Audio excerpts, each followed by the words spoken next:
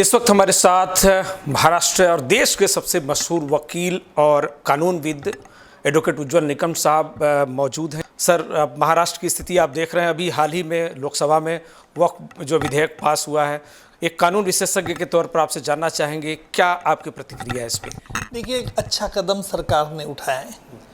कुछ लोगों के मन में ये आशंका थी कि ये वक्फ अमेंडमेंट का जो बिल है उससे मुस्लिम कम्युनिटी का कोई जगह छीनने वाला है। ऐसा बिल्कुल कोई नहीं है, क्योंकि मैंने साफ तौर सरकार ने जो अमेंडमेंट सुझाव दिया है उसको बहुत बारीकाई से देखा है। और मुझे लगता है कि वक्फ के पास पहली तो बात हमारे गृह मंत्री ने बता दी है कि इसमें किसी को भी बिगर मुस्लिम को इंट्रोड्यूस नहीं किया जाएगा, नंबर 1। नंबर 2 है, जो वक्फ की जगह है वो वक्फ के पास ही रहेगी, लेकिन सिर्फ वक्फ जो दान करती थी उसके लिए उनको दान करता आएगा नहीं। और अहम चीज़ तो ये है कि आज तक उसका फैसला वक्फ बोर्ड का जो अंतिम था, क्योंकि कुछ लोग मिला के ही ये वक्फ का फैसला करते थे, उसे मुझे लगता है कि रोक लगा दी है। और एक अच्छा कदम सरकार ने उठाया है।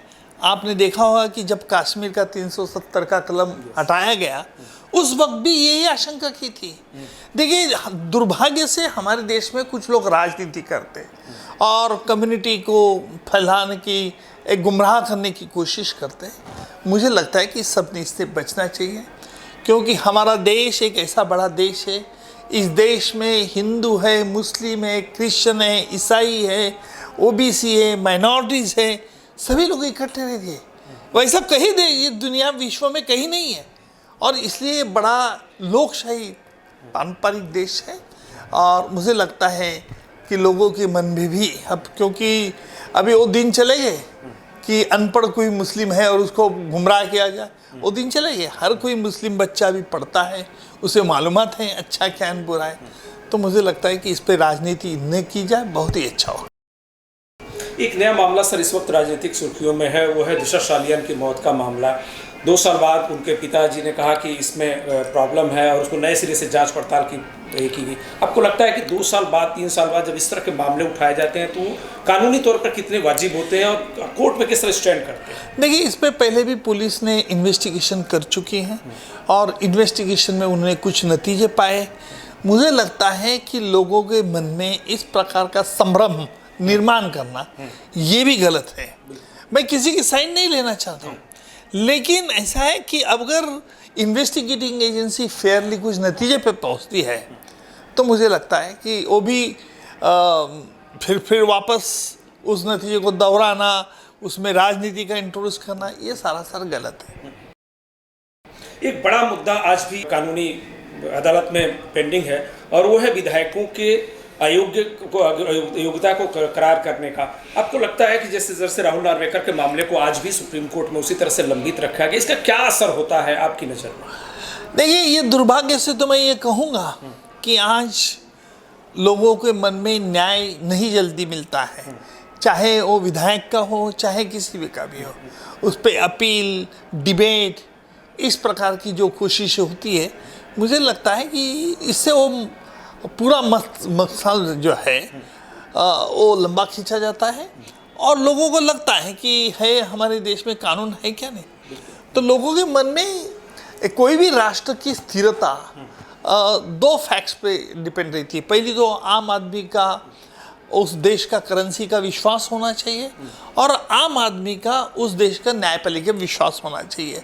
मुझे लगता है कि जिस फैसले, ऐसे जो मसले रहते हैं, जिस मसले के लोगों की चर्चा काफ़ी होते हैं, उस मसले का फैसला न्यायपालिका ने भी जल्द से देना चाहिए। सुप्रीम कोर्ट को लगता है कि आपको इस पर शीघ्र निर्णय देना चाहिए ताकि जो भ्रम जो है वो जनता के बीच में अभी देखो, जल्द देना चाहिए था। अभी तो इलेक्शन भी हो गया, टर्म भी हो गया।